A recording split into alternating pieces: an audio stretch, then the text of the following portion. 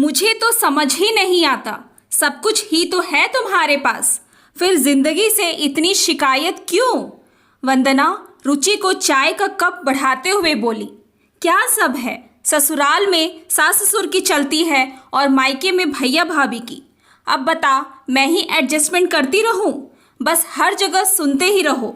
रुचि कुछ अजीबोगरीब अंदाज में बोली। क्या बात कर रही है रुचि? ये तो जबरदस्ती के कोड़ उपजाने वाली बात है अपनी जिंदगी में। तुम हो उनमें की जो किसी की सुनोगी? मैं तुम्हें तुम्हारा मायका बचपन से जानती हूँ। अंकल आंटी ने तुम्हें पूरी आज़ादी दे रखी थी। भाई थोड़ा बहुत टोक देता था तुम्हें दोस्ती यारी में ज़्यादा रहने के लिए, लेकिन वो तो थोड़ा बहुत हर भाई करता है क्योंकि वो केयर करता था तुम्हारी। भाभी के आने के बाद तो उसने भी टोकना टाकी बंद कर दी। रही बात ससुराल की, मेरी नज़र से देखो तो ऐसी परफेक्ट ससुराल किसे मिलती है? तुम तो शादी के दिन से ही बेटियों की तरह रही हो वहाँ। किसी चीज़ की रोक टोक नहीं, सास ससुर की तरफ से पति का फुल सपोर्ट। ऐसा नहीं होता तो रह पाती 16 साल अकेले अपने पति के साथ अपने मन मुताबिक। अब जाकर तुम्हारे सास ससुर तुम्हारे साथ रहने आए हैं और तुम्हें दिक्कत शुरू हो गई। वंदना ने रुचि की जिंदगी के कुछ पहलू की तरफ इशारा करते हुए उसे सकारात्मक पहलुओं को दर्शन कराने की कोशिश की।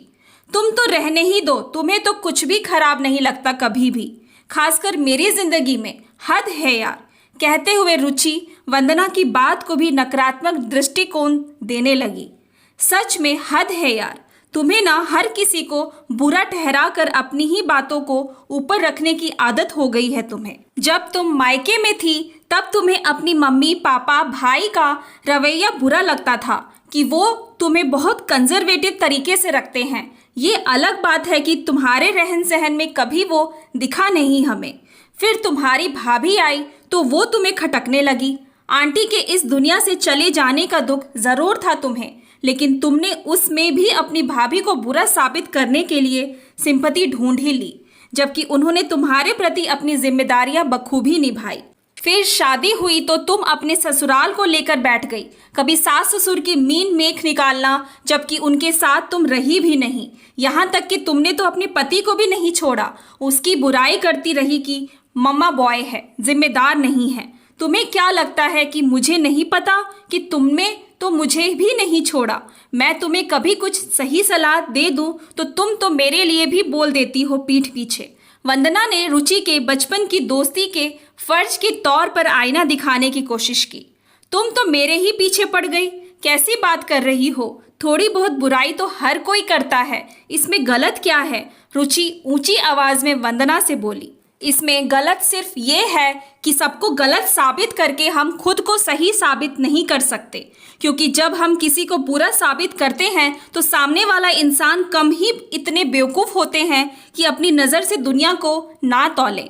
तुम्हें तकलीफ इस बात की नहीं है कि तुम्हारी नहीं चलती, बल्कि इस बात की है कि अब सब तुम्हें जान गए हैं और कोई तुम्हारी इज्जत नहीं करता, शायद सिर्फ निभा रहे हैं तुम्हें। कहते हुए वंदना रुचि को हिकारत भरी नज़रों से देखती है। जब बात चली है तो एक बात और, तुम्हारी किस्मत अच्छी है कि तुम्हारे मायके से ससुराल और ससुराल से मायके तक बातों का आदान प्रदान नहीं होता। या ये कहो कि तुमने अपनी चालाकी से कभी दोनों घरों में वो तालमेल बनने नहीं दिया, क्योंकि तुम बीच में घुसी रहती हो अपनी आदतों की वजह और डर की वजह से। वरना जो थोड़ा बहुत निभाव है तुम्हारा वो भी ना रहे।